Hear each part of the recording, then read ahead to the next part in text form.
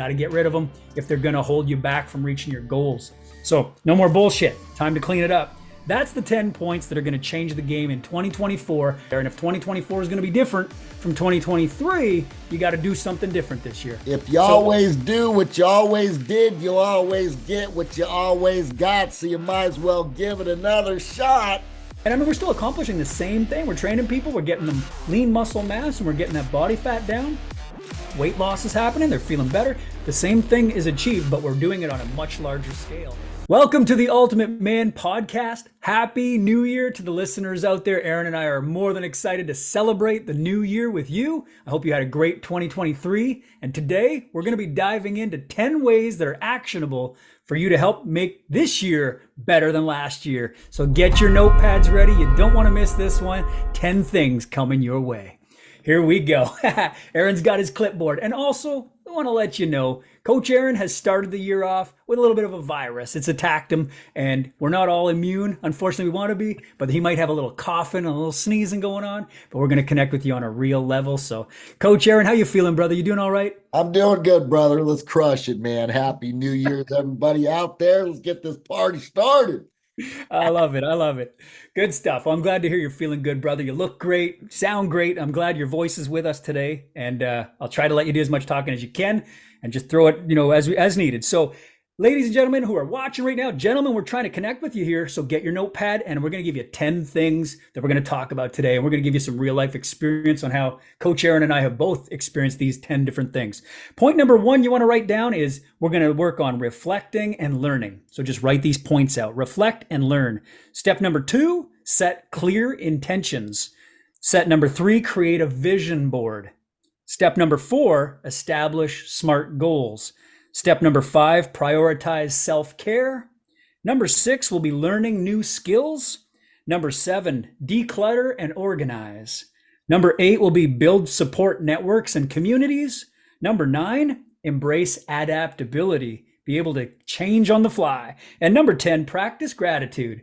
And we're going to talk about all those 10 things today in our episode. And Coach Aaron's got some really good stories and feedback, as well as I, who are going to bring you that real life application. And if we have time at the end, we might even give you some, actionable steps you can take immediately to implement that. And we'll decide where we're at when Coach Aaron gets there with me. And so I'm ready to dive in. You ready, brother? Let's do it. Massive action will be your traction. Nice. Here we go. So reflect and learn. On 2023, you're looking back, take time for self-reflection, acknowledge last year's highs and lows, learn from both, and extract lessons and insights from your experience so you can shape a clear vision in your new year. Now, win or learn, mistakes can be a learning experience. I want you to just if you haven't already, watch episode 1. Coach Aaron talked about his journey, all right? And I also shared my journey, how we started, where we struggled, how we learned from those struggles, and how we became better. And we used that as a launching pad for ourselves. So I think really, without having to dive too deep into that particular one, reflect on your past. And even if it has to go back past last year, that's fine. But look at last year, what happened, and what did you have to overcome that might be a launching pad for this year? That's going to be a real big one. But I highly recommend you go back and you watch episode 1, because Coach Aaron showed you exactly and told you exactly how he overcame to become the badass man that he is today, as well as myself, where I used a lot of experiences in the past to launch where we are. So reflect and learn is the first one. Anything you want to add to that, Coach Aaron, before we move on to number 2? I'll just throw a little quote in there. This is from Napoleon Hill. Within every adversity lies the seed of an equal and opposite opportunity. So yeah, reflect, learn those lessons, gather the lesson from that so you can move forward and find out what the new opportunity for growth is. Dig it. Beautiful. Great way to sum it up right there. Excellent. So guys, writing this down is key. Get it on ink, get it on paper, and envision this for yourself. Number 2, set clear intentions. Define specific intention and goals for the upcoming year. So we talked a little bit about goal setting, but we know that 2024 is going to be your better year because you want to focus on personal and professional aspirations and aligning with your value and priorities. I think that this comes back to the why. We talked about in a previous episode, 7 levels deep, connecting emotionally with your why, the reason that you really want to make change in your life in those different areas. We talked about the big rocks and then breaking it down. Again, you got to watch the previous episodes a lot of times to catch up on what we've got going for you and the information. But I wanted to share with you guys that a why can come from a positive place or a negative place as well. And both of those work as a motivator, but we have found that the positive is a better reason why to keep chasing it versus to avoid the negative. And the reason I say that is I've had a lot of clients who've had the doctor tell them, dude, your health markers are horrible. Like you got to lose some weight. You're going to be having another heart attack. This smoking's going to kill you. And they come to, Aaron and I as coaches and they say, I need to get the help. Enough's enough. Like the doctor tells me it's do or die here. And they're motivated for about a month, and then it's like back to smoking again or back to unhealthy eating or whatever it is. And it's, that scare factor was enough for a little short time, but not long enough to sustain. And I think that if you find a positive reason as to why you'd rather live than trying to avoid trying to die, you know what I mean? You're going to find a reason to keep working at it. What is your experience there, Aaron? Is there a story or a thought that comes to mind right away? Is the smoking a big one for you with clients and experience? Yeah, when I did my own deep dives into just what my big why was, like you said, it wasn't, there were some negative things that kind of spurred my transition and evolution to want to be better and stuff. But really, like when I did that 7 why deep exploration, like you were talking about in one of the exercises we talked about in one of the previous episodes, is that my deep why was that I want to be able to leave a legacy. I want people to learn from my past mistakes and not make the same mistakes that I did. So that leave a legacy was kind of like my positive carrot that keeps me moving forward. Beautiful. Yeah. That's important because you want to have that positive chase. And so guys listening, don't focus on the negative part of it and say, I don't want that. That's going to be my motivator. I want to stay fit because I don't want that bad thing to happen. Try to find a reason why you want the positive to happen instead. And that's great, Aaron, the way you put that positive chase and that legacy, man. I love it. We're leaving a legacy here with the Ultimate Man podcast. So clear intentions, boys. That's what we're looking at. And you got to want it as bad as you want to breathe. I think this is a statement that I use with my clients as well. So I'm just tell a short little story here. And again, I heard this story, so I'm going to, paraphrase, I guess, to the point of my take on it. But there was a young man who wanted to become wealthy, and he heard of a rich man who had like the most money he'd ever heard of. And so he went to this, man and said, I need your advice. How do I get rich? And the old man says, if you want to get rich, meet me down at the beach at the water tomorrow morning and show up, And so the kid shows up and he's dressed in a suit. And he's, dressed to the nines, looking successful. Gets there, and the old man's wearing a pair of shorts and flip-flops. And he's like, what the hell? This dude's crazy, right? And so he's like, okay, I'm here to make money. So what's going on? Why are we meeting here? And the old man says, great, you're here to make money. And he said, follow me. And he walks him out into the water. And the guy's like, this dude's absolutely insane. What the hell are we doing? I'm not learning anything about finances here. And he walks him out and he says, walk a little deeper, walk a little deeper. And he keeps walking him out. And the guy's getting up to an uncomfortable zone, starting to get like his head just above water. And he goes, dude, like, what the hell? I'm not learning anything about finances here. And he goes, you're learning, but you're going to have to get uncomfortable. And so he's like, well, it's starting to get uncomfortable. I'm like, up to my head. And the guy says, walk out a little more. And he pushes, out to the point where the guy's got water just up to here. And he's barely, able to breathe anymore. And he goes, go a little farther. Now you're going to recognize the parallel here when you're training and you're working out and you're feeling that burn and you got to go a little farther, right? Push to that uncomfortable zone. But here's what happens. He gets to that point. He's in a suit. He's soaked now. He's in the water. He's like, this is absolutely stupid, right? And the old man gets, walk out a little further. He takes one more step and he's now unable to breathe. The old man puts his hand on top of his head and he holds him under the water. The guy's blowing the bubbles, trying to fight for his life, right? And he's trying so hard to get up. And then the old man releases the pressure, lets the hand off, and the guy springs up out of the water and goes, you're insane. Like, you're crazy. What in the hell? I came here to learn. And he said, you just learned the most important lesson. When you want to succeed as bad as you want to breathe, you'll be successful. That why has to be so strong and so emotional that it's connected to that, and again, we talked about not setting it in a negative frame, but also the positive frame was wanting to live for whatever he had to live for, right? All the good that was going to come from being financially successful and for, whatever it was, this guy's kid, whatever that young man's vision was for his future, he was fighting for it right there in that moment. And the old man's lesson to him was, you got to want to succeed as bad as you want to breathe. And when that happens, boy, you can't be stopped. You're bulletproof. You're highly motivated. Coach Aaron, have you heard that story before? I have. Yeah. Thanks for the recap, dude. That's a great story. Yeah. And it's just all about having that intentionality combined with the emotionality because you got to have both of those combined to really make it powerful, right? Yeah, connection right there. But I hear that story and I think, damn, that's really having a reason. Like, no bullshit. Like I might say, I wouldn't mind having this or that. But when it becomes that must and you're really fighting for it because the greatness on the other side of it is driving you, man, dudes out there listening, set that why. Make that why so emotional and so attached. So that's what I want to talk about in number two, clear intention. Doesn't get any more clear than wanting to succeed that bad. Right? So, how's it going to change your life for the absolute ultimate best?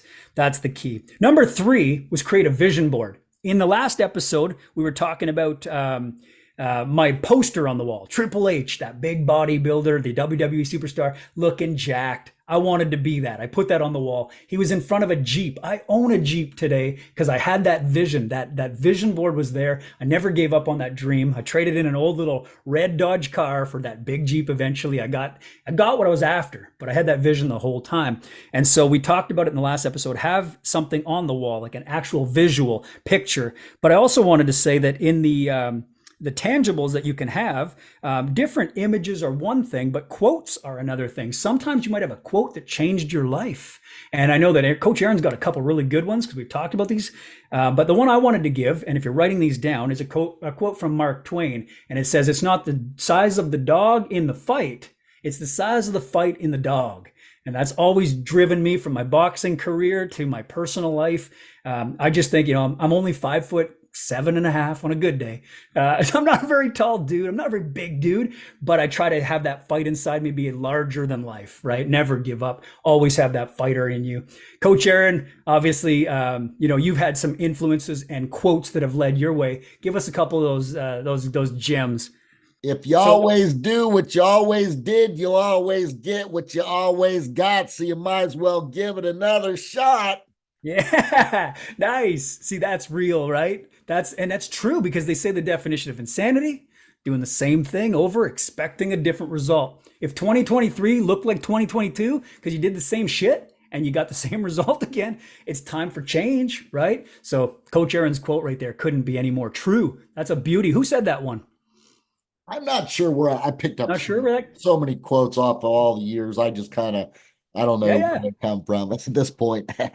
There you go. We always try to give credit where it's due. This one we don't know for sure, but you Yeah. could look it up yourself and find out where that one came from. But that is a great quote. Write that one down, boys.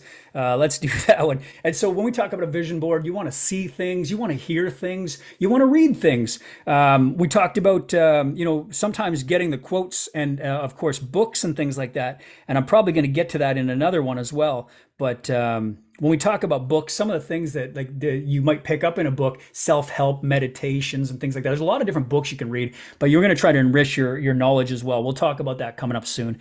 But the vision board, definitely take a look at these quotes we gave you and get some images. There's a lot of images out there that inspire, your progress. So pick the images that really inspire you the most. And number four, establish SMART goals. We're going to be real quick on this one because we covered it in the last episode. At Christmas time, Coach Aaron went in and he gave you the acronym SMART and broke it down for you. So one more time, Coach Aaron, SMART. What's it stand for? Specific, measurable, attainable, realistic with a timetable.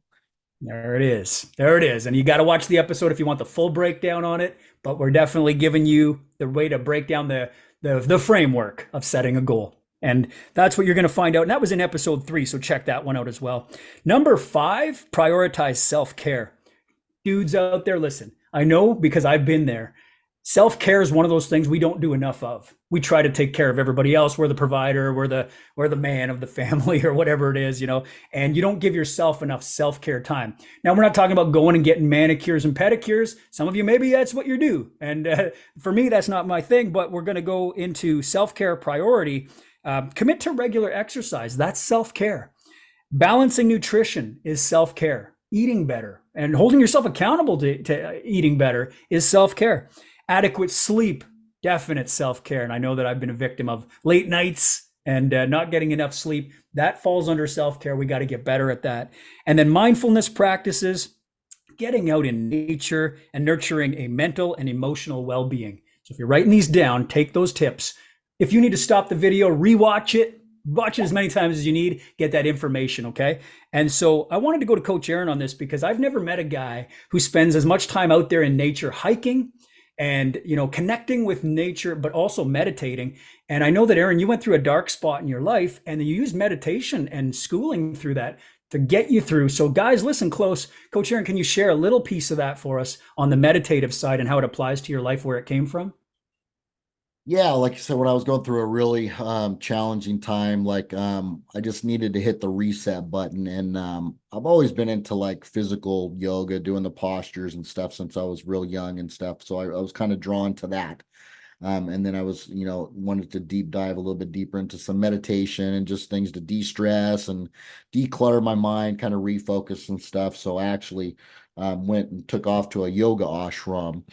And I just took a few weeks to a month. I forget how long it was, but I just went and just all we did was meditated like morning and the evening, and then we just ate wholesome, nutritious foods. And I would do a lot of hiking during the day, and we did some real powerful just meditative practices that included like breath work and visualizations and all sorts of like kundalini awakening type stuff to really get your energy flowing. And it was a super powerful experience. So I would definitely look into, like you said, it doesn't have to be. There's like a passive self care, like a meditative thing where you're just sitting there doing some type of mind work or breath work. And then there's also like I've kind of found out that I prefer more of a physicality of actually doing something. So I've kind of reverted back to getting into like doing my yoga postures and stuff because you're still focused, you're still really present, you're still clearing your mind and focusing on what you're doing and bringing your awareness to your postures and stuff.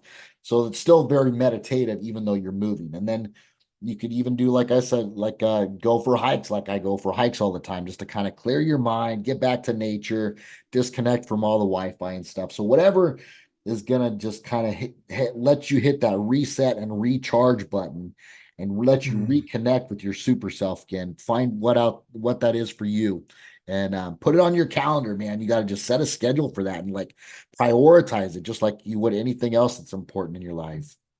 That's great advice. And again, I know there's a lot of guys who listen, and I was one of those guys. I mean, it took a long time to convince me of this, but they're going to say, does it really work? Is it worth my time? This meditation and this breathing and shit like that. I just want to hit the gym. I want to get huge. Now, Coach Aaron's got a killer physique, but the dude spends a lot of time connecting with nature, I'm telling you, and getting out there and hiking and stuff. Coach Aaron, what's the benefit? Is it the oxygen, the intake there? Is it the vitamin D you're getting from the sun? Is it like what's the main benefit of that stopping to breathe, reducing stress? Are these game changers when it comes to physique? All of it. I mean, like you said, like just there's the nature aspect of just being outside and getting the fresh air and the vitamin D and the sunshine and all that too. But I think more than anything for me, it's just like getting out of that sympathetic nervous system because we're all kind of like in that stress sympathetic nervous system and just allowing yourself to reconnect and get back into that parasympathetic nervous system and get out of your mind a little bit and just kind of like reconnect to that kind of higher intuition where you can kind of like receive intuitive guidance of like what is the next steps in your life going to look like they're going to move you forward. You just receive a lot more inspiration and intuitive guidance when you can like really just quiet things down. And it's not like you have to not go to the gym and get jacked. You can incorporate both of them at the same time. Go to the gym, get jacked, train hard, but then have some kind of a wind down ritual where you reconnect, tap back into that parasympathetic nervous system to get out of the fight or flight, and then make a little meditative practice of the post workout. Do a little meditation and kind of reconnect at that time. So you're kind of combining both aspects into one, if that makes sense. Yeah. Yeah, I like how you framed that. It makes a great, cool down exercise, refocusing and regrouping. And again, the gym's a great outlet. You always feel great after a workout. So yeah, sometimes it's not just the hike type thing, but you can actually use your gym workout while you're trying to get jacked. and then use that cool down period to connect. That's a really good framework for people to put that into perspective, because I think a lot of guys at the end of a workout don't stretch. They don't take time to, they just leave the gym completely pumped up and that's it. And they end up really sore the next day, and they lose flexibility and lose range of motion. And then their next workout suffers because of it. So guys who are listening here, take that advice from Coach Aaron. Use that last part of your workout as a cool down and also as a connective time for that breathing and that mind, clarity. Because there's a lot of noise out there in the world, right? The days are long and there's a lot of busyness. Everybody wants things quick, and there's a lot of bullshit happening around you. You got to take some time to focus on you and clear your mind. So I think that's good. And you mentioned the nervous systems as well. And we'll dive deeper into these topics over time, and we'll break down nervous systems and stuff that, so people better understand it. But for now, that's going to be part of your prioritizing self-care. Just like brushing your teeth, make it a daily habit and know when you do it. So Coach Aaron says, schedule it. Get it in there, right? That's good. Number 6, let's move to number 6, learning new skills. Cultivate a learning mindset by exploring new skills and new hobbies.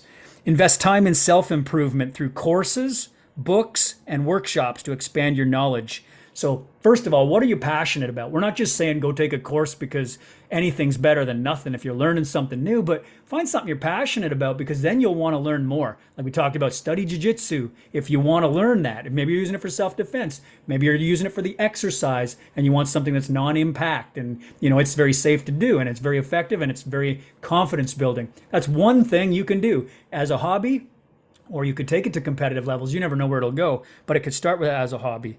So cultivate that learning experience. And again, I'm going to relate this back to something that Aaron and I are both passionate about. Take a course, and that's where I met Aaron, was actually in our course. We're both personal trainers, we're both coaches, and we wanted to upgrade our knowledge, take it to the next level. So we ended up in a high-level, high-ticket coaching program where both of us had a chance to meet each other. I'm grateful for that. That's going to be another thing we'll talk about. But it was our mindset of growth and opportunity to learn.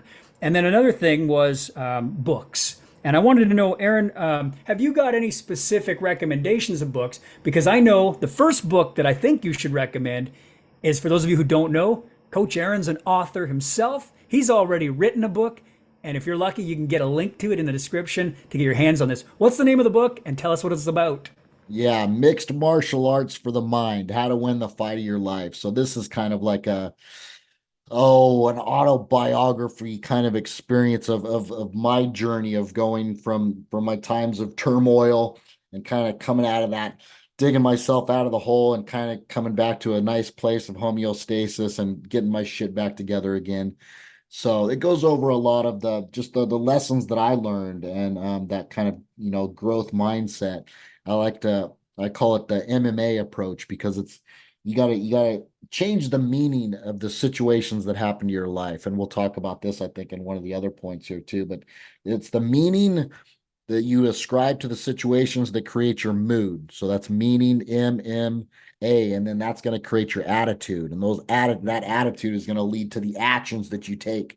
So if you ascribe a negative or a positive meaning to whatever situation happens in your life, and you could do it either way, it's gonna create the mood that's going to create the attitude that's going to create the actions. So that's kind of what the mixed martial arts for the mind is all about, just kind of creating a new mindset to flip your focus, to be free. And yeah, that's it. That's cool. Synopsis.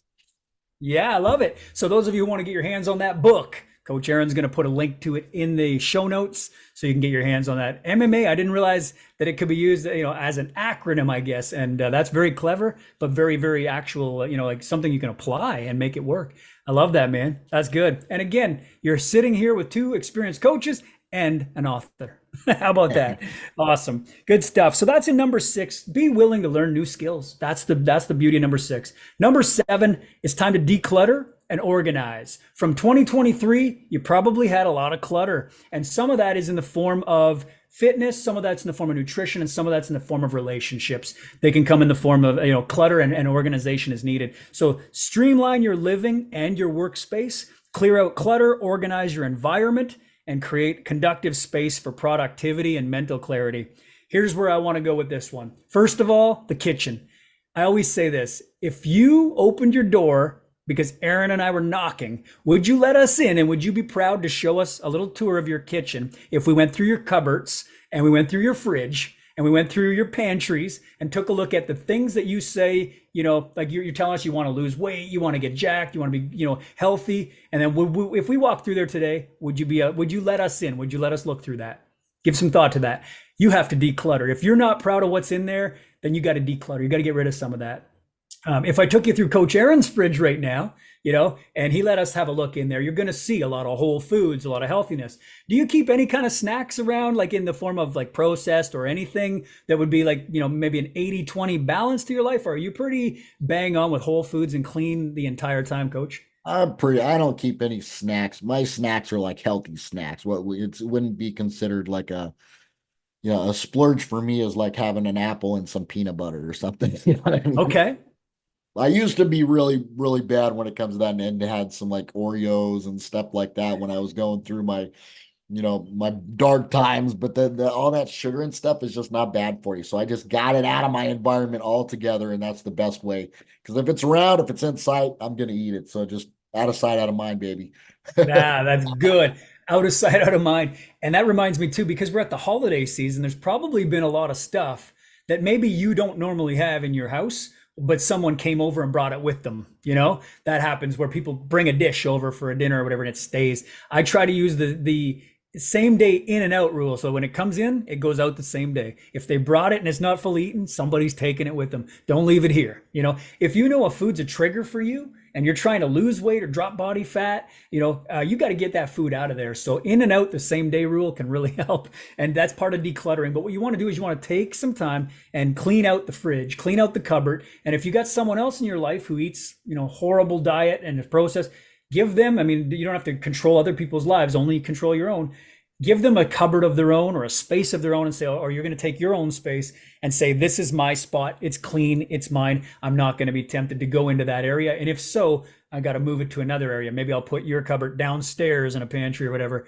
Do the same with freezers and fridges. Go through and clean these things out and then decide, am I going to give this away? Am I going to donate it? Am I going to trash it? Or am I going to keep this because it serves me and serves my goal? So I think that's a big part of cleaning up for 2024. If you want to succeed at nutrition, you got to get rid of the triggers, the things are going to set you off. Some people can say, well, I can keep Oreos around because I'll only eat one and I can stop myself. Other people like, shit, man, I'll eat an entire sleeve. And that's where I'll question whether I want to keep going or not, right? And I might end up polishing off the whole bag and then I'll get into other things because one thing leads to another. And we know what sugar can do. So be very careful. Clean out the clutter of the kitchen. And then be proud for Coach Aaron and I to take a tour, right? Come in and look through there, and you'd be proud to show us what you've got. You'll start to see a major difference. The next thing I want to talk about is workout area. I get guys who tell me, I don't have time for the gym. I'd like to work out from home, but I don't really have any space. And I'll tell you from experience, you don't need a lot of space. I always say 8x8 square. If you're a 6-foot individual, that gives you room to kind of get down into like a push-up or a plank and still have a couple feet of space to work with. So find a small 8x8 square, clean it out, and you're able to do things. Even in our forum, Coach Aaron's got in there the Fight Fit program. It involves, shadow boxing. It involves dropping down sprawls and push-ups and things like that. You're going to be doing all that, and you only need, what do you think, Coach Aaron? Is 8x8 a pretty good recommendation? Yeah, that's plenty, man. If you could drop down and sprawl and get back up, and you're good to go. That's it. So guys out there who aren't hitting the gym, you're at home and you're worried, I don't have the space. That's an excuse. Build a little 8x8 room somewhere. I'm sure you got one somewhere, or even a section of a living room. Just section it off for yourself. Make that your man cave or your den or whatever, your lion's den, your training zone, whatever it is. Get in there and get that workout done. No excuses, right? We talked about that. And again, all you need is the 8x8. The last thing I want to talk about on number 7, declutter and organize, is relationships and friendships. And I always say you can't choose your family, like that's blood, right? But again, you can spend less time with the people who bring negativity to your journey. Maybe they don't support you, they don't see your vision. That's okay. Let them do that. That's their life. But don't set your standards off of that. Like we talked about in the last episode with standards and the bar, make sure you raise your bar this year. If you want it to be different from 2023, hold your standards higher, and then you're going to start to wean out. They always say you're the product of the 5 people you surround yourself with the people you spend the most time with. You're kind of a collaboration of all 5 of those individuals. I always say, well, if that's the case, I want to spend more time with Coach Aaron and myself and people like-minded who have a mission and want to see you in that. And that makes me think about the friendships, which leads into number 8: build support networks and communities. Now, because of this, we've tried to do this for you. We've created the Ultimate Man Forum, and that forum is our community. So guys out there who are feeling like, I don't have too many friends in my life, I kind of keep to myself, this is a good place to be because it's an online forum. You don't physically have to go and meet for coffee or any of that shit. You can literally go to your gym, you can come home, you can jump in the forum, you can post in there. So Aaron, I just wanted you to give us a little bit of an idea.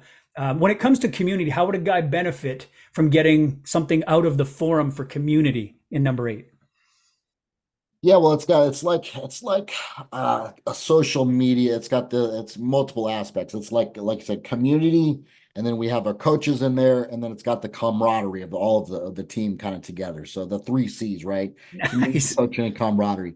But it's got like a social media aspect to it, which a lot of people, like to be on. But the thing with a lot of social media is it's just like it's convoluted with all this different stuff, and everybody's on different targets and missions and different purposes in life. But this is like a community where everybody's on the same mission to level up, to like get in better shape physically, mentally, and just become the strongest, fittest, healthiest version of themselves. So this is a community that's really specific to our combined mission. And then it's got the coaches in there, yourself and myself, where we're there to give added support to the community. Okay. And so everybody contributes, everybody learns from each other's challenges, and everybody shares their wins together. And so you got that camaraderie aspect. So it's a really powerful place that if you're looking for some place to be able to get some added experience from some people on the training and nutrition and stuff that you just aren't really familiar with, or you just want to get that extra community support, it's a great place to be, the Ultimate Man Forum. That's beautiful. I love that. That's exactly what we're looking for because we created that for you guys out there who are listening. You got to have that place to go to where you feel safe, you feel welcome, you feel heard. And sometimes that's all you need, right? It's that accountability. So you're going to get that. You got people in there, like-minded dudes, but you also have that mentorship. That was one of the things I had on the sheet here for building a support network is, seek out a mentor. You get that in the forum with Coach Aaron and I. We're going to be there to read your comments, to help you and give you feedback at a rate that is faster than most people are going to get sitting in a free Facebook group where no one really ever responds to you. This is next level stuff. So the forum, definitely number 8, community. Build yourself a network. Now, if you're not in the forum, and we don't know why you wouldn't be, but if you're not, you got to at least find an accountability partner or a mentor, someone that can motivate you, someone that can keep you going. We know motivation weans. It's not always there. And if 2024 is going to be different from 2023, you got to do something different this year. Get in the forum, try it out, and you'll see the difference right there. Number 9, embracing adaptability. The ability to adapt. Stay open to change and adapting. Develop resilience to navigate unexpected challenges. Understand that flexibility often leads to growth and innovation. Now, Aaron gave us a quote earlier that sounded exactly like that. Opportunity to grow, right? So I wanted to give you guys an idea of how I relate this. A few years back, we had all those gym shutdowns, right? The coronavirus, the COVID-19 thing. And that was in the year 2020, I believe, 2020, right? And up until then, I had been a physical coach in a gym all these years. And we were talking 20 plus years. And continuing to be an in-person coach gave me one look at the industry. And I thought, this is it, right? And so I was making my living, paying for the roof over my head and my dream vehicle in the Jeep in the driveway. This is what kept me going. And I loved the connection with my clients. It was great having all that in person.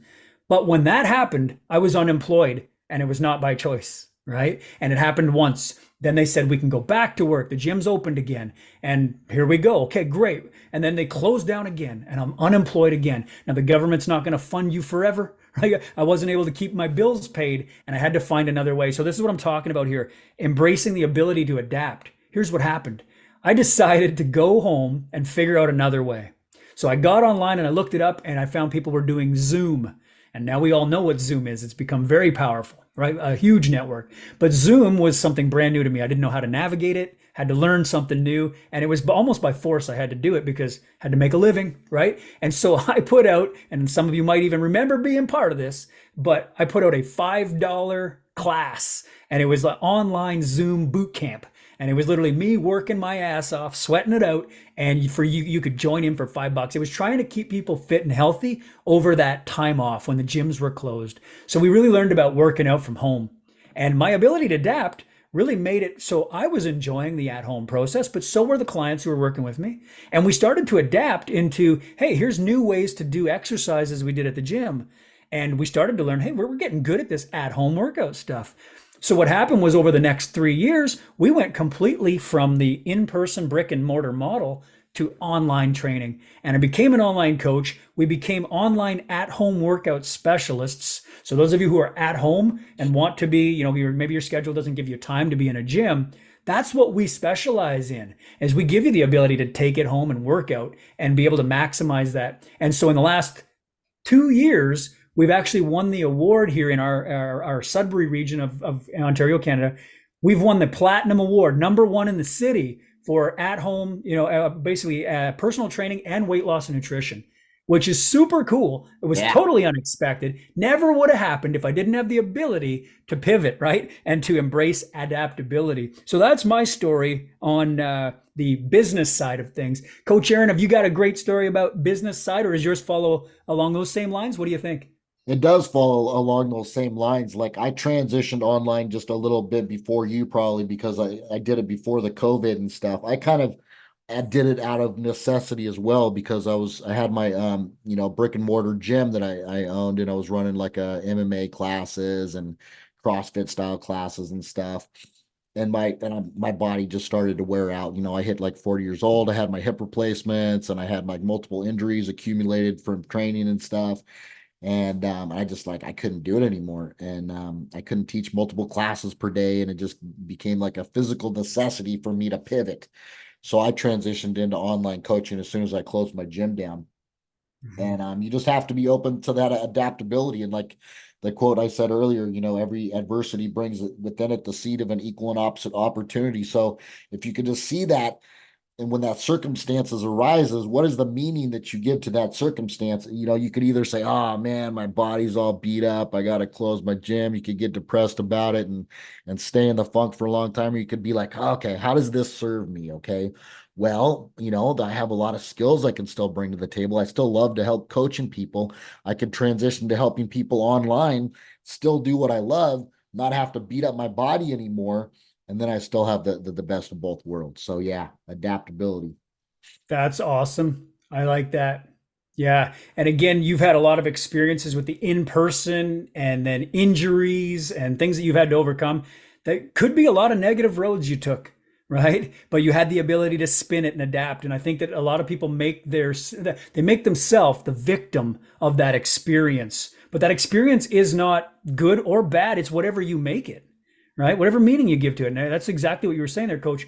Is that it's up to you. You decide what that experience gives you. And I think that you can take a negative experience and turn that into a really big pivot on how you can make something positive of it. Like I said, my business has taken on a whole new model, a whole new, and I mean, we're still accomplishing the same thing. We're training people, we're getting them lean muscle mass, and we're getting that body fat down. Weight loss is happening, they're feeling better. The same thing is achieved, but we're doing it on a much larger scale because of the online model. So I mean, I love that, connecting with more people. Obviously the guys listening to this podcast right now, we're talking to you, we're looking to connect with you. We need to know that you're out there, you need the help. So don't be afraid to comment in our YouTube sections or on Spotify where you're listening to your podcast. Leave us some feedback. We want to know you're out there. And if you're going to be joining the forum, we're going to help you directly in there too. I mean, it's awesome. But yeah, have the ability to adapt to change. I wanted to ask one other question, Coach, because I'm thinking of a time in my boxing career where I had to pivot and adapt on the fly. And I know that you've probably got a million wicked stories, either from training and sparring or fighting in the cage. Is there a story that stands out where you had to pivot and change your style or your game plan to embrace that adaptability?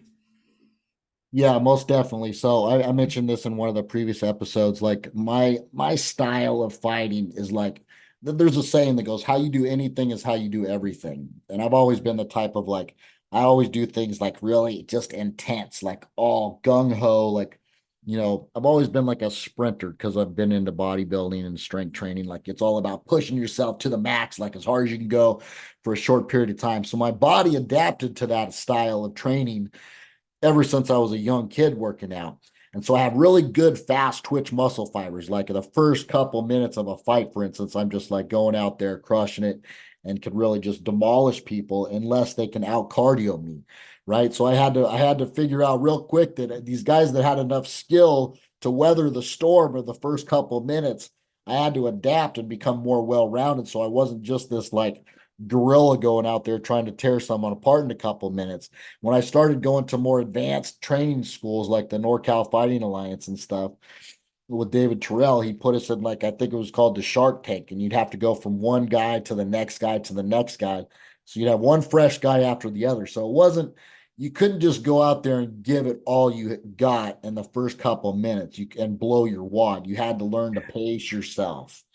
So that's just one of the things that I had to definitely adapt as far as training goes, is to not just be so eager to just go out there and give 110% right off the bat, but play more of the long game. Right. I think that's the part that intrigues me the most about mixed martial arts too. Because again, my background is boxing and it's strictly boxing. I've never done kickboxing. I've never done any grappling. So for me, it's been a one art focus. But in mixed martial arts, talk about changing the game plan. You might have to play the role of wrestler, and then you might have to play the role of striker, and you might have to play the role of grappler, and then like how would you look at that? Like you were talking about the change of pace you had to make, but have you ever had to ultimately switch arts almost from one focus to another? Like say you're fighting a tall striker, how would you handle that? Again, we got a lot of fighters probably listening to the podcast right now, going, "I already know the answer to that." Tall, lanky guy, striker, how would you handle that? And then small, short, stocky grappler, you might have to change your art to handle him. What's an example of having to change arts on the fly for you? Yeah, well, yeah. I went against this super tall guy in my last fight. I'm only like you said, I'm a short guy. I'm probably like 5'8" on a good day, right? And so I went against this guy who was like 6'4", and I'm like, okay, I'm not gonna just stand and try to like stay out of this guy's reach and get my head knocked off by something. So I mean, you got to adapt. You got to like, I had to close the distance really quick. I like had to keep my range, find get that timing down right, and just close the distance. So I was within that, you know, within the zone where I wasn't going to be able to take the big punches and the knees and the kicks and all that, and then get into a clinch, into a takedown situation, that type of thing. So yeah, you have to Mhm. adapt to whether they're a striker, grappler, big, tall, small, all that good stuff.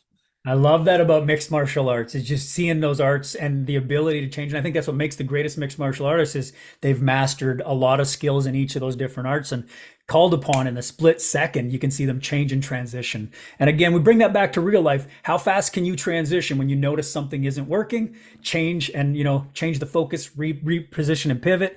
I think that that's what this whole point nine is about: the embracing adaptability. And then I wanted to tell one of my stories real quick because again, I remember this from the nationals, and it was really evident that I was a short, stocky guy with not a lot of reach. I was kind of a body hunter. I fought a lot of body punches. That was my main thing. Was I'd shoot for the body and try to take the body out.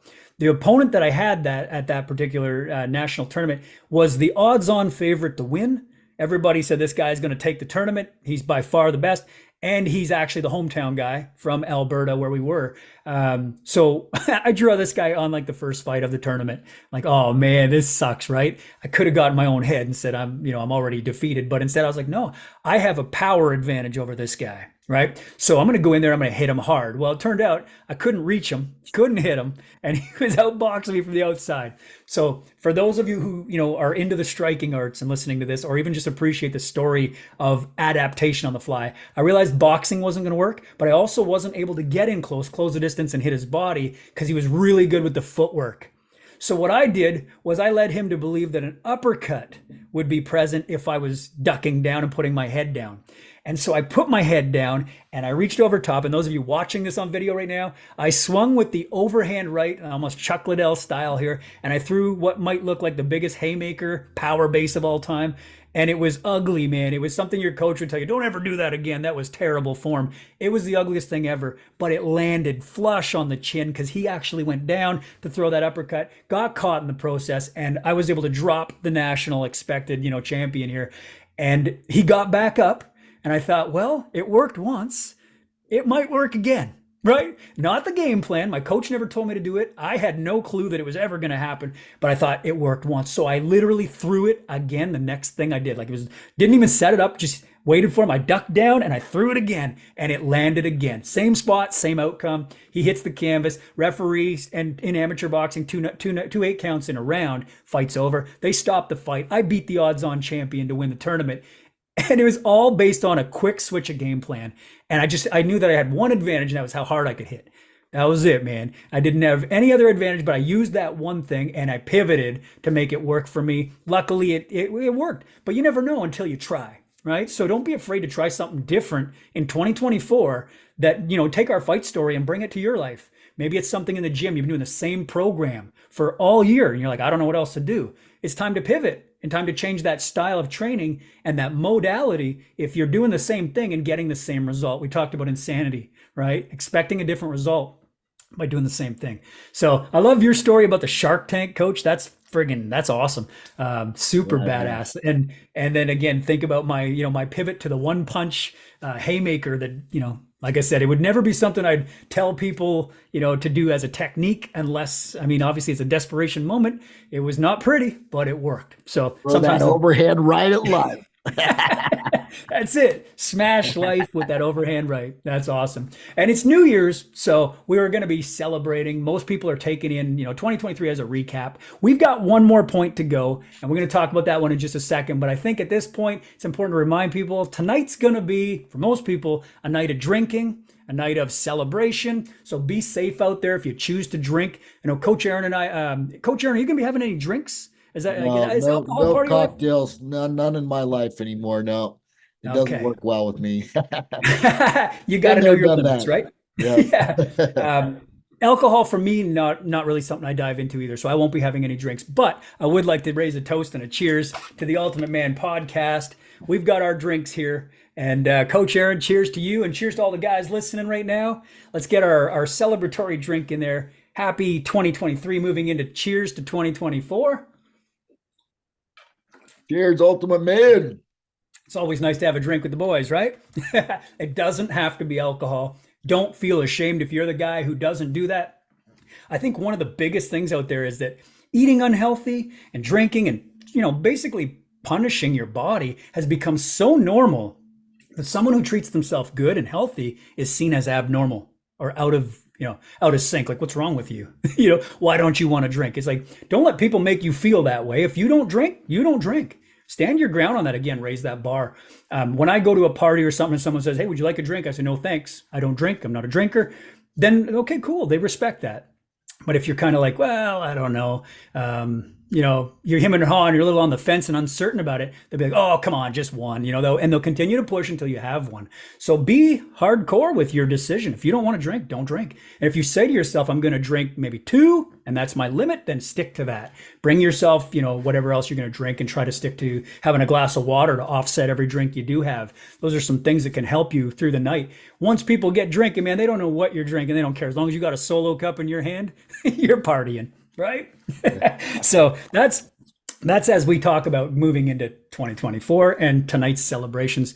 The last thing we want to talk about is practicing gratitude. I think this is the favorite one for me because I've learned to be a lot more grateful for the things that I've had in my life. This also brings us back to a question that I wanted to ask because I think that fostering a positive mindset and the resilience in facing challenges is something that we're going to be able to change and focus on. But could you be grateful for something terrible or negative that has happened in your past? Could you actually be grateful that it happened? And I was wondering, Coach Aaron, is there a point in your life or an experience where you had something happen that you were looking back at it going, I'm actually glad that happened? Is there something like that that you can think of in maybe in your MMA career or your business or whatever? Yeah, there's a bazillion of them. I mean, you can always flip the script and take anything into a negative and turn it into a positive. It's just a matter of looking for the positive and everything. I'll just give you one example. This just happened not too long ago. I was just training jujitsu, went to jujitsu class, and like I said, I've got some neck injuries now, and I was rolling with some young bucks and stuff, and just getting my neck cranked on, which is just part of the process. But I just felt like a little pinched nerve going on. It's a little radiation down the arm, and I was like, nah, man, I can't. I had to just, I didn't necessarily tap out. I just said, I'm gonna go ahead and quit training. We were just drilling some moves at the moment. And I'm like, nah, I'm just gonna, sit down and watch and stretch out for a little bit. I'm feeling a little tweak, and so it's just little things like that, just little things like that that can happen on a regular basis. Like you can either let it get you really down and just say, "Oh man, I'm screwed up, man. I can't, train like I used to. All this thing that I really love, I can't do anymore." Or you can just flip the script and you can just I like to have this go-to question that I ask myself. It's like, how does this serve me? Is like, how is this a benefit in my life? How could I flip the script, turn this potentially positive thing that could get me down, or a negative thing that could get me down into a positive. And so I just, I Yeah. thought to myself, like, well, yeah, I've got some injuries. I can't really train like I used to as hard as I want to anymore, but that's okay. Now I can just focus on being a better coach. Now I can just take this, all these trials and tribulations and injuries that I've been through and teach other people not how to hurt themselves in the process of training. And it'll just make me a better coach. And I can still, it's not like I have to eliminate myself from the jujitsu game or the physical fitness game. I just need to tweak and adapt myself and it makes me a better coach. So that's one example. But there's so many examples you can apply that to everything in your life. Yeah. I think that you made a good point too. The injury could have been the end of the line for you. You could have lived on that, been a victim of it, and just, let your life go, let your body go, let everything go. Instead, you used it as a turning point to go into coaching, Yeah. And right? you know the Um, story all too well about having some major injuries and just, you let it get you down for a while, but then you picked yourself back up again. yeah, that's a good point. From episode one, those of you who didn't hear my story, Coach Aaron's referring to the injury that I suffered that literally cost me that chance at the Olympics. And to overcome that and have gone into depression and state of, really dark times because I let myself be a victim. That script eventually flipped and I became a coach and found new vision, new purpose, and talk about grateful for an injury that I thought was like literally stealing everything I've ever worked for. So, holy shit, if we can turn that around, right? The one thing you've put all your stock and value in and it was taken from you, you can either be a victim of that or you can turn that into a launch pad. I always like to use this saying that I've heard, and it's make your mess become your message. Right? I think that's so cool, man, because that mess, that life, that turmoil, that victim mentality isn't going to serve you. So you could turn it into something. I think back to the life of Mike Tyson, even. You notice that he went on tour and had like almost like a live movie presentation that he did. And he went from place to place cities, and all he did was he stood on stage in a nice white suit with some really great video footage of his fights and his career in the background. And he spoke like a comedian almost. He was so good at it. And I watched this special. I forget what network I watched it on, but it was fantastic, man. And Mike Tyson was able to tell his life story from his struggles to his triumphs and everything. And I can't remember what it was called, but it was something along the lines of like the life of Mike Tyson. And he was telling his story. It was just so cool to see how he turned a lot of mess. Like I mean, he had a great career, but he also had a really bad ending to everything, and life was up and down. But he was on stage now, turning it into a message. And here's the what not to do. So I think when I go back to that question, can you be grateful for something terrible or negative? Guys who are listening, if you've got something really bad, really terrible that you've held on to, and it's been holding you back, flip it over, turn it into an opportunity for you to launch off of that. Use it as an opportunity to grow, make it a positive rocket fuel that you're going. I think you hear about the rappers. I think Eminem and these rappers out there who are like, keep hating on me, keep giving me the fuel, keep giving me that negativity. I use that, I eat that, I feed off of that, and it motivates them. And I'm like, this is cool, right? People can see things different ways. So we're asking you to practice gratitude and be grateful for the things, both good and good and bad that happen. I wanted to say that, when I told my story, I'm grateful for the first 11 losses I suffered in a row where most people would have quit and gave up. I looked at that as learning because I had a coach frame that for me. That happened early. I'm grateful for those coaches who showed up when I needed them the most, which is where Aaron and I want to be for you who are listening. We want to be that coach, that mentor, that person you can reach out to. And we're going to put belief in you. We're going to believe in you. And that's going to be a huge motivator. I know that changed life for me. I wanted to say that I'm grateful for my son who has, made me want to be a role model dad. It gives me a reason to kind of step into the dad. So for all the dads out there who are listening and you're connecting with this is why. You have a kid, you have a child who looks up to you and they idolize you. So be the best ultimate man you can be. Keep listening to the advice we're giving you. Work with us. Get in here and let's take you to the next level. And this is kind of a funny one, but anyone who's a pet owner, Coach, have you got a pet? Do you have a dog or have you had pets in the past? I've had pets in the past, none currently, but yeah, I've had some awesome pets. My last dog was named Tap. He was this little boxer mix. So I love pets. Nice. Tap was his name, like tap out. Yeah, yeah, yeah. That's cool. That's good. And those of you who follow my social media, you've seen my little beagle. His name's Chief, and he's literally the chief, man. When he says it's time to go walk, we go walk, right? So he holds me accountable to getting my steps. And Coach Aaron talked about NEAT activity, and that's those calories and those steps you're getting on a daily basis, being active. And it's going to support your journey by circulating blood. There's so many benefits to NEAT activity. We'll talk about that in another episode. But my dog holds me accountable, and I can say that if I didn't have that dog, I would be much lazier, less inactive, because I'd spend more time sitting in the office doing things like the desk work and business stuff. And when I get into a project, I dive right into it, man, full on. And I'm it's hard to get me out of that state. I'm constantly, all or nothing on my work. And so once I'm in it, the dog will actually pull me out and be like, hey, I'll circle around the room and remind me it's time to get out for a walk. Let's go. And if I put 10 minutes in, that's 1,000 steps in my day right there. So little 10-minute intervals can give you the NEAT activity. Your dog holds you accountable. So I'm grateful for that. And that keeps me accountable. So I wanted to go over that as a grateful part of practicing the gratitude for me. But is there any other gratefulness that you wanted to add to the point number 10, Coach? No, that's about it. Just literally, like I said, like ask yourself the question, how does this serve me? So turn the negatives into a positive. And I'm super grateful that we're doing this podcast. I'm excited to be doing it. I'm excited to be doing our Ultimate Man Forum and sharing all of our lessons with you guys. And I hope you all have a magnanimous new year. It's going to be epic. That's awesome. These 10 steps are going to change the year to make sure you get a better year than you had last year. And we want to hear about it. So if you implement any one of these steps, action is more important than information. So implementation and action will always beat information. Don't just write it down, but do something about it. So we've got, the 10 steps and an actionable point for each one. And do you want to go over that right now, Coach, or should we put that in the forum and just leave it there for the people there? What do you want to do with the actionable steps for each of those 10 points? Yeah, you want to cover the actionable steps real quick? Yeah, that'd be Should we great. go over it? Okay, cool. Yeah, Let's do that. Okay, so for those of you listening who have them written down, we've talked about our experience in each one. We're going to give you an actionable point that you can do right now. So here we go. Number 1, on the reflect and learn, we want you to write down 3 positive experiences and 1 lesson learned from your previous day, starting today. Okay? 3 actions, like 3 positive experiences. And this is for reflection. If you do this daily, by the end of the year, you're going to have a lot of reflection, a lot of improvement, right? And again, learn from the good and the bad. Step number 2, for clear intention, your actionable will be something like, I will complete a 5-kilometer walk. That's for in Canada. In the United States, it's like 3.1 miles.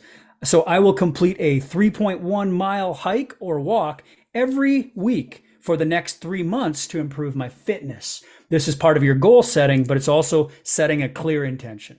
So we think we should be out there walking, set a goal, and make a statement like, I will complete a 5-kilometer or a 3.1 mile walk on a weekly basis. Number 3, pin or save pictures of a dream vacation, a destination, a desired career position, or a body goal like I did with the Triple H photo on my wall, or get yourself a picture of Coach Aaron and put it up on your wall, right? Boom. There you go. You got all sleeved up today. We can't see those guns. There you There we go. go. That's awesome. Right on. So definitely get yourself a visual motivation, right? Create that vision board, guys. And then number 4, establish SMART goals. Here's the actionable. Write down, if your goal is weight loss or weight gain, muscle wise, put down, I will lose 5 pounds or I will gain 5 pounds of muscle, and then put a date on it, like by the end of the month or by the end of the year, or whatever it is. Exercise by exercising for 30 minutes a day, cutting out sugary snacks, things that are going to move you in a direction of like supporting your goal, right? So establishing SMART goals was point 4, and then write down that actual statement. When you put it in writing, it becomes real. Okay. Number 5, prioritize self-care. The actionable step we want you to take is start the day with 5 minutes of guided meditation.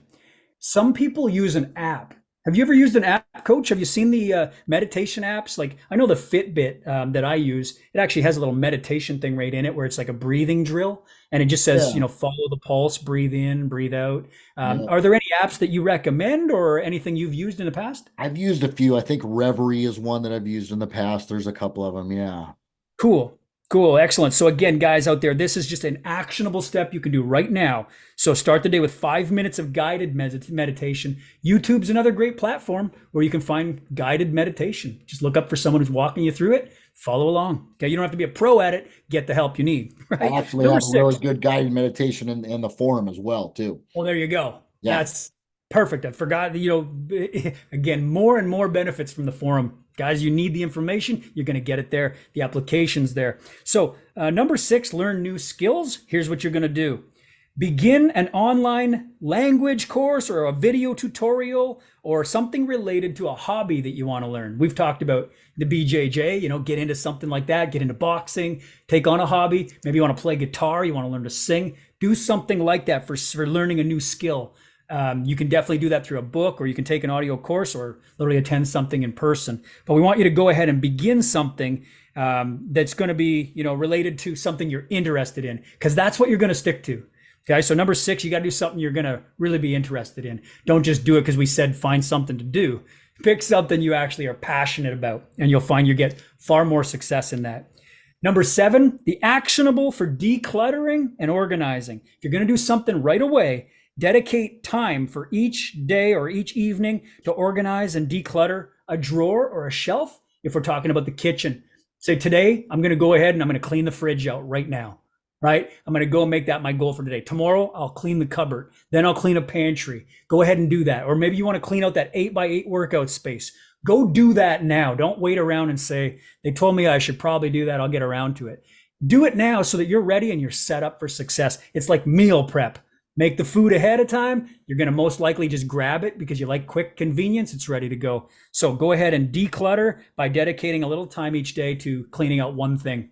Okay? And that could be in friendships. We talked about that earlier too. Start working on those conversations. They might be a little uncomfortable. Same way, throwing out some of those treats and trigger foods are going to be a little uncomfortable, but you got to get rid of them if they're going to hold you back from reaching your goals. So no more bullshit. Time to clean it up. Number 8, build support networks. The actionable advice we're going to give you here is send a message to a trusted friend or colleague. Okay. Schedule a catch-up call with somebody that you trust and you appreciate, who share the same mindset. Discuss your aspirations with the people who support it, like someone who has the same vision as you. And of course, Aaron and I are going to tell you once again, join the forum. We're on the same vision, the same trajectory as you. You're going to find that there are a lot of other guys in there doing the exact same thing, heading in the same direction. So that's how you're going to build your support network starting now. Take action today. On number 8. Number 9, embracing the adaptability. Now, we talked about our fight, change a game plan, pivots. What we want to do is we want to give you one actionable you can take here. Swap your usual gym routine with a home-based workout, or vice versa. If you've been doing the same thing too long, make a change, right? Make a pivot, change it up a little bit, break a plateau, right? And then home-based workout routines, change your morning routine sequence to maybe afternoon, move things around a little bit. Sometimes you can change and get better results. But here's one of the things I like about Coach Aaron that I've actually seen him use a lot in his videos is if you've been into bodybuilding, weight training, and you're doing it, you're pounding the gym and you're hitting that plateau, and 2023 just kind of, you did good for a certain amount of time and nothing changed, add suspension trainers, bands, kettlebells, TRX, change the modality. I think that really adds some value to what you've been doing. And I know a lot of guys out there are going to think, well, that's not heavy enough, right? They always think heavy's the only way to get the result. But the reason you're not getting a result anymore is your body has adapted to the heavy, and it's no longer making any gain or any change because you need to change the mode. Can you give us a little bit of feedback, Coach Aaron, on, because again, you got a great physique, brother, and it's not just built by weight training and overload heavy, but what have you done with bands, and how would that benefit somebody if they started implementing that? Yeah, I really like them because, I mean, like I said, going heavy is good, but bands are a good way. I mean, I like to use them for warming up, for stretching, and they're a good way to even add to the weight training as well. So you could do a heavy set of bench press and then finish it off with like a superset of some band assisted flies, or just yeah, band flies. So you get a little bit more explosiveness out of that. You get a little bit more speed work. And then it also targets like different muscle fibers too, because like when you're just doing the heavy strength training all the time, you're just hitting those fast twitch ones, but then you can do a little bit more prolonged, and there's benefits to hitting all of those rep ranges, like the really heavy short, low rep ranges, and then some higher rep ranges that are going to get a little more lactate buildup in the muscles, create a little bit more muscular endurance, create a little more growth hormone production, because you're really getting that burn and stuff. So and then you go into TRX and the kettlebells and all those other things that you can add to the repertoire, more functional fitness, strength training stuff. And then you're getting stability work out of it. And you're getting not just strength training, but just overall a well comprehensive built body. Yeah, that's exactly what I feel the same way about that. When I program, for clients, a lot of times they'll have their main workout day, and then on the off day, when most people say, "Well, just take your rest day," I use bands and light work like that for what we call triggering or focusing and allowing blood flow to a working muscle. It makes a great way to increase and encourage the healing process rather than just sitting inactive and seizing up. It's keeping it mobile and keeping the muscle moving and sending that signal of heal and blood flow. I mean, it's incredible, and it keeps your range of motion. You actually improve so much because the bands and the things like that are going to give you the ability to focus on wider range because it's not so heavy. You're not trying to to carry as much load as you can in a short range. You can actually open all the way and get full range of motions. I've seen a lot of people in the gym cut short reps, and start to like pump little half reps because they're trying to go so heavy they can't control it down into the pocket and find their way back out successfully. So they sacrifice so much range of motion. Go with the bands, go with those change ups. Not only are you going to get that novel response for the muscle, you're going to notice you're getting bigger gain because you're increasing the muscle belly, the length of where you're using it, right? So I think that's really valuable. And what you're talking about there, using the bands and stuff too, just to even prime the workout, like before you start, that's great. Or even at the end, cooling down. And they're really good for people with injuries as well. Like they really helped me overcome a lot of my injuries, because it's called variable resistance training, like VRT, variable resistance training, because the resistance of the band is like, say you're doing like a chest fly, for instance. When you're way back here, the resistance of the band is pretty easy. So when you're in that stretched and vulnerable position with the shoulders, you're not putting a lot of strain on the shoulders because it's easy back here with the band. But the stronger you get as you come into that fly position, you're engaging more, the harder the resistance of the band gets, which is beneficial because then when it should, you're working harder as it gets out here, but it's easier when you're in that more vulnerable position, if that makes sense. And that Totally. applies not only to the chest fly, but all these other exercises you could do too that are just a lot safer for the joints. That's perfect. That's a really good explanation and a very visual. Those of you who are watching the podcast and saw Aaron stretch his arm back there, it's really important to see how that band tension is going to affect those points of movement. So there's like a strength curve, and when you get to the flexed and most secure point, that's when the band's at its tightest and its most heavy position. But when you get to that less and more vulnerable position, I guess that extended, where you might be at risk of injury, if you were holding dumbbells, the weight's the same at that point. Where with the band, it's now loosened and it's kind of gone slack to the point where there's a minimal amount of tension, but it's at its lighter point. That is very important for those of you suffering injury or coming back from, think of it as a physiotherapy approach. That's huge advice, man. You just saved some people some shoulders right there. Right? Yeah. For sure. I love that. So there you go. As far as, taking action on number 9, it's going ahead and making a novel change for embracing adaptability. So if you've been doing the same thing, hitting the wall, guys, you need to make some change. If you need more help with changing, of course, reach out to Coach Aaron, reach out to myself. Let us know you're ready for, some programming or something that's going to change the game. Get in the forum, start there, and we can talk from there. That's going to be huge. Let us help you. We're going to definitely make a change this year. 2024 is going to be your year, and hey, we're going to make it happen for you. It might involve going a little bit more novel and getting new stimulation for a while. And I think that's some huge advice. So actionable immediately, start changing the game, add some bands, add the TRX, add some kettlebells, and then we'll talk nutrition. What about foods if you've hit the wall diet-wise? Maybe changing your calories can change, your outcome. Maybe you're not eating enough and you're trying to warrant muscle growth. You may need more calories. And again, you need more help with this. We will be there for you. Get to us, okay? Hit us up. Let us know. Number 10, practice gratitude. The last one of the day. An actionable tip for you right now, and this is going to be important, is to reflect on positive moments, such as a kind gesture from a colleague or, even the appreciation of the sun, the fact you can get up this morning. Some people always say, well, you ask them, how you doing today? Well, I'm on the other side of the grass or whatever they say, I'm just happy to be alive, right? They're finding gratefulness in the fact they woke up this morning. Hey, whatever it is for you, find some positive. If you need to turn something negative into a positive, because I know there's a lot of people out there who are negative as shit, right? And they're like, I don't have any positive in my life, man. Everything's shit. Every time I turn around, something bad's happening to me. 2023 was shit, and 2024 ain't gonna be any better. My life's always, there's like, that is the most poisonous and toxic mental state you could have. I know, because I've been there, right? And I think, Coach Aaron, you've been there too. And that's what we want to get across to you. We have won the battle. We're on the other side, and we're still working to keep it away from our life, right? We're never going to say we're the ultimate man. We're perfect. We're not. We're trying to help you, and we're using our experience to do so. And so we've been in some dark places, but we turned them around and made them positive. You can use this for gratitude. Find something. So if you're the negative individual out there who's bitching and moaning about everything, then take that and say, here's where it can lead me. If I've suffered and I'm at the bottom, where can I go from here? There's only one. They always say one way to go from the bottom is up, right? That's it. So you maybe have hit the rock bottom. I've been there, man. I've been at the rock bottom, and there's only up from there. And I can tell you at the top, it's awesome. The view's great, right? Feels good to live in your best body, feel good on a daily basis. So practicing gratefulness is going to be your actionable step, and we want to make sure you're doing that. So get yourself a gratitude journal, and maybe before bed every night, write down 3 things that you're grateful for. That's going to change the game for you. And it also gives you a reason to look at the positive. Remember we said when we set a goal, chase the positive outcome and don't try to run from the negative one.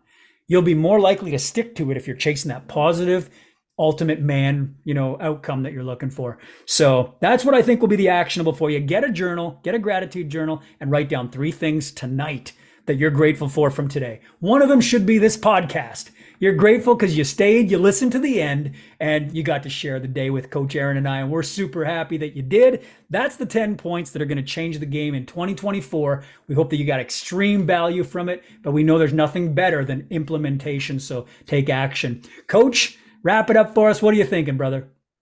I'm thinking you guys need to hit that like button and the subscribe button. And then once you hit the subscribe button, there's a little bell that pops up. Click that bell too, so you receive all the notifications of our upcoming episodes.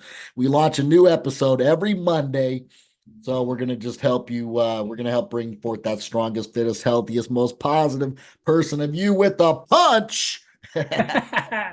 Beautiful. I love it.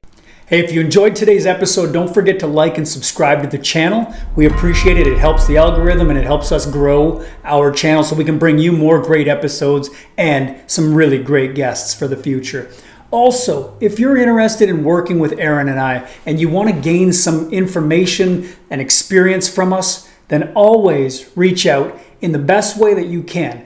And that is going to be to get involved in the forum. It's the lowest cost way to do it. You get a chance to mastermind with the entire group of men like yourself who are in it to win it. And that's what we want to get, is a complete community of like-minded individuals who are going to be in there where Aaron and I can watch your form. We can motivate you. We have a leaderboard you can climb based on your workouts and performances. You actually get access to courses in there for free as part of your membership. There's always going to be more value, and every program we roll out, you're going to have first access to. So we take the questions and the topics for our podcast right from the forum.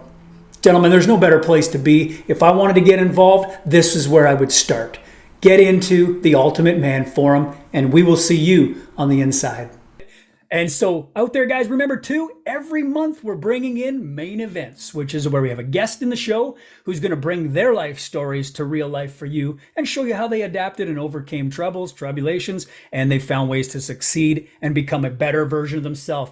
And we're going to bring you great guests throughout the year. So watch for the main events. And of course, in between that, Aaron and I are going to bring you all the goods. We're going to fill you full of fuel, full of motivation. So if you're not feeling motivated now with an actionable 10-step plan, then reach out to us and we'll take you even further.